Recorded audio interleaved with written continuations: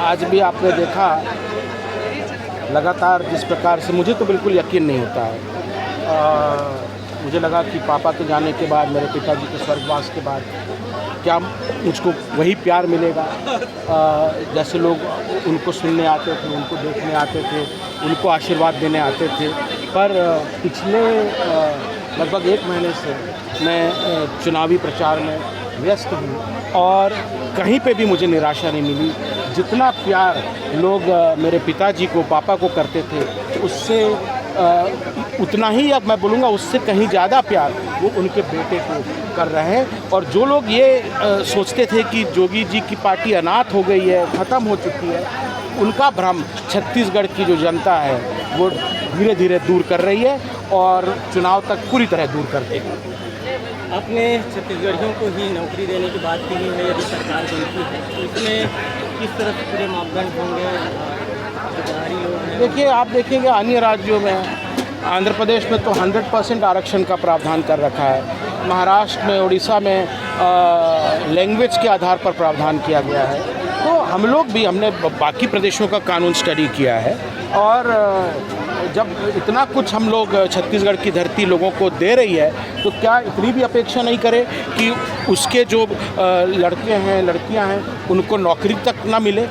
क्या ये उम्मीद भी नहीं कर सकते हैं? इसलिए मैंने कहा है कि मेरी सरकार आते ही जो पहला कानून पहले दिन पारित होगा कि जितनी भी नौकरियां हैं, पहली चीज़ तो ये ठेके वाली नौकरी अब हम लोग बंद करेंगे। जितनी भी नौकरियां नियमित रहेंगी, चाहे वो सरकारी में रहे, चाहे वो प्राइवेट में रहे, और उसमें वही कंपनी काम कर सकती है छत्तीसगढ़ में जो 95% यहाँ के स्थानीय लोगों को रोजगार दे। 5% ठीक है, आप कहीं से मिल।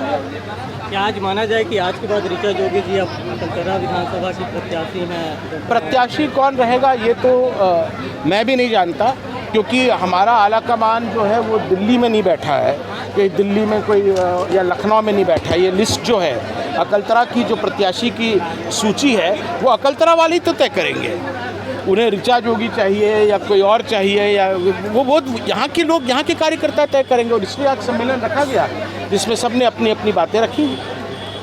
आपने सीएम को कहा है कि वो घोषणा करते हैं, भूल जाते हैं, और 36 घोषणाएं करी थी उन्होंने। जन घोषणा पत्र जो जोगी जी का शपथ पत्र था, 2018 में आया था, उसी को फोटोकॉपी करके इन्होंने उसका टाइटल बदल दिया, जन घोषणा पत्र लिख दिया। पर केवल नकल करने से बात नहीं बनती ना, नकल करने में भी अकल की ज़रूरत होती है।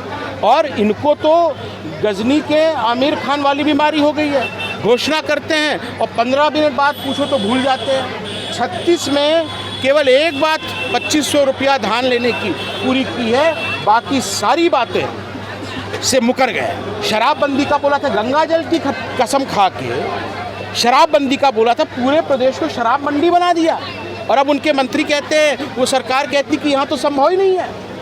तो ये रमन सिंह 15 साल में चाउर वाले बाबा से दारू वाले बाबा बने। भूपेश बघेल तो 5 साल में दारू वाले कका बन गए हैं। हर जगह भ्रष्टाचार, रेत में भ्रष्टाचार, कोयले में भ्रष्टाचार, लोहे में भ्रष्टाचार, दारू में भ्रष्टाचार, नौकरी में भ्रष्टाचार, सट्टा में भ्रष्टाचार, यहाँ तक कि गोबर में भी घोटाले। इतनी घोटालेबाज सरकार छत्तीसगढ़ के इतिहास में कभी नहीं रही है।